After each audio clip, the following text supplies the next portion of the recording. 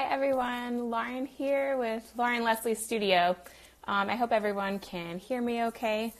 I got an email a couple of days ago from a student at NC State who's studying textile design, who wanted to ask me a few questions about what it means to be a textile designer and about my creative process. So I'm just waiting for her to join me. Hi Tia, how are you? Okay, let's see if I can add her real quick. Yes. Hello. Hey Tia, how are you? Good, how are you? Great. What's up? Nothing, just, sitting in my dorm, doing homework. Yeah. Yeah. I work from home now, so kind of similar. I'm just in my little studio space. Are you based in Alabama or Atlanta? I am in Alabama now. I've been in Atlanta for the past, let's see, how many years? Since 2012. I just moved to Birmingham in September of 2018, so just last September. I just got married in December, so that's why I moved. Okay. But yeah, otherwise I probably would still be in Atlanta. Okay. Because I was looking on your post, and then when you were emailing me about the Central Standard Time, I was like, oh, she's in Alabama. That's nice. Yeah. Okay, so I'm a textile design major at NC State in Raleigh, North Carolina. And for one of our classes, I'm taking a lot of my core classes now, like studios and Design 101.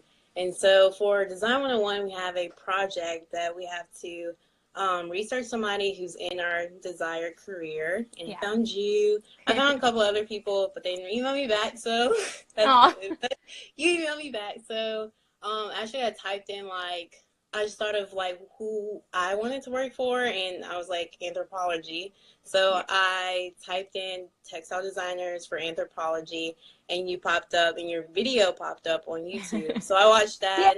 Yay!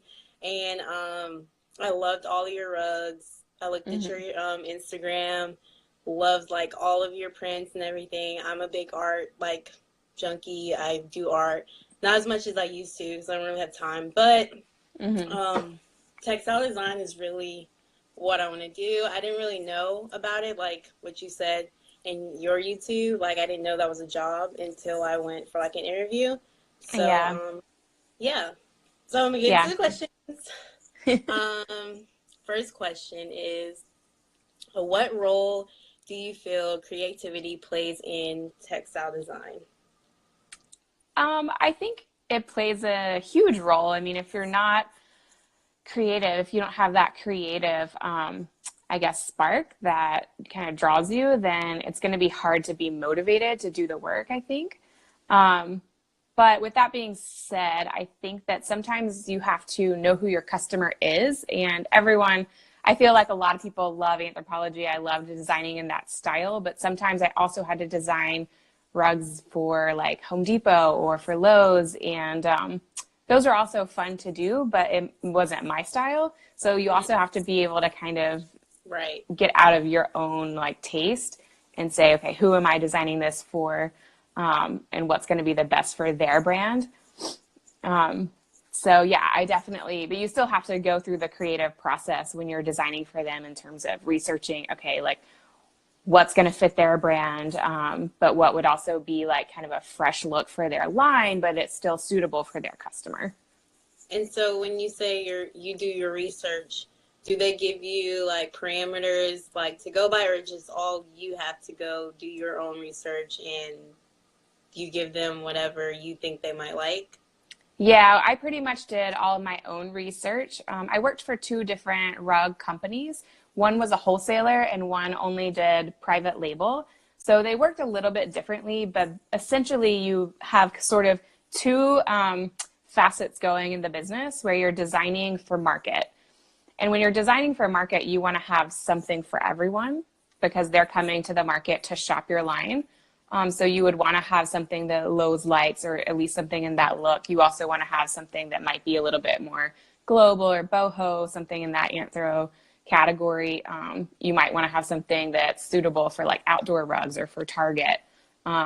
that kind of thing. But, you know, when I was designing for the wholesaler, it was more like these category buckets in terms of style. So you wanted to have something in like the modern style. You would want to have something that's more transitional. You want to have something for a traditional customer, but it wasn't so niche down to each specific retailer's brand. Whereas when I worked for the private, more private label company, they were working only with, they're not a wholesaler, so they didn't supply rugs for like Wayfair and like the big like e-commerce sites. They were pretty much only working with customers that they had a relationship with. And if that customer placed an order, then they bought the stock. Whereas the wholesaler bought the stock up front. So they had to kind of make those decisions up front and then try to sell it. So it's a little bit different of a business model. But yeah, I did all my own research for both of those. But yeah, I would be a little bit more niche down to the specific brand. For example, if we're like, okay, we need 10 rugs to present to Lowe's, then I'm going to design that specifically for Lowe's. And their brand is different from Home Depot's. But at the wholesaler, you wouldn't have gone that niche because you would have just wanted like a, you know, like a furniture store type of look for a range of those types of customers, if that makes sense. Yes. Okay, so the next question is, can you give an example Hi, of Jan. Sorry, I don't mean to interrupt you. Just saying hi to people. Example of a professional experience where you feel creativity was critical? I think it was critical in pretty much every aspect of the job. It shifts. So in my job as a rug designer in the past, you know, sometimes you're creating displays for market. So that's more of like a setup. How can we do like a creative display that kind of catches people's eye and creates an impact with the product that we have? It's almost more, I don't know, interior design driven or merchandising driven. Whereas when you're doing product development, you're thinking, okay, what is the best, you know, design or pattern I can, you know, come up with? Also, what are the colorways? So you know, when I worked for the wholesaler, we would do sometimes 6 to 8 different colorways per design, and we would program those. So that was a lot.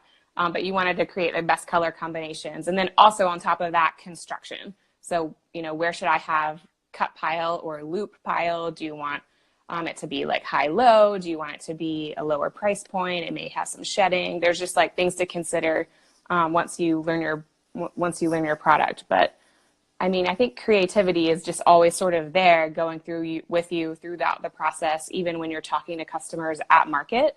That's primarily the salesperson's job, but sometimes you're there to kind of assist the salesperson because you just know the product better than they do because you made it. Right. So even when you're talking to customers, you might want to, you know, have that creativity come forth and kind of tell them the story of how this product came to be, what the inspiration was, how it was made, why it's a great fit for, you know, whatever it was intended for. Yeah. So go ahead. Going off of, you were just mentioning rugs and like, you know, the construction of rugs. Yeah. So do you only do like, you're into home decor and you do like rugs, pillows, and then like just home decor? Yeah, I did a lot of pillows as well when I worked at the wholesale job. And that was really fun. I love designing pillows and being able to think about the whole collection. The pillows that kind of coordinate with the rugs, but they're definitely designed differently. Yeah. Okay, cool. Next question. How has a unexpected or surprise influenced an outcome? Say that again? How has like an unexpected or a surprise influenced an outcome? So I would say when we got samples in, that sometimes it could be a happy surprise. You know, if especially the factory, they don't always necessarily weave or dye the materials the way you intended. Sometimes it's, oh, we didn't have the yarn, or oh, we didn't have time to dye that extra color, but we have one similar to it, and they just throw it in there. Sometimes they would you know, tack on some fringes or some corner tassels, even though you didn't request that. But sometimes you're like, oh, that's a happy surprise. That looks really good. I actually like it. We'll just approve it as is. Other times you're like, oh, they didn't follow my directions and I intended it to be this way for a reason, and you reject the sample. Yeah. Yeah, or have to make a revision. What advice would you have for someone wishing to creatively engage in your discipline? So someone who would want to creatively engage in the discipline as a hobby or as a job? As a job. As me. As you? What would be my right? Me to be in your shoes, basically. So I'll just tell my background a little bit, and maybe that'll help answer this question a bit.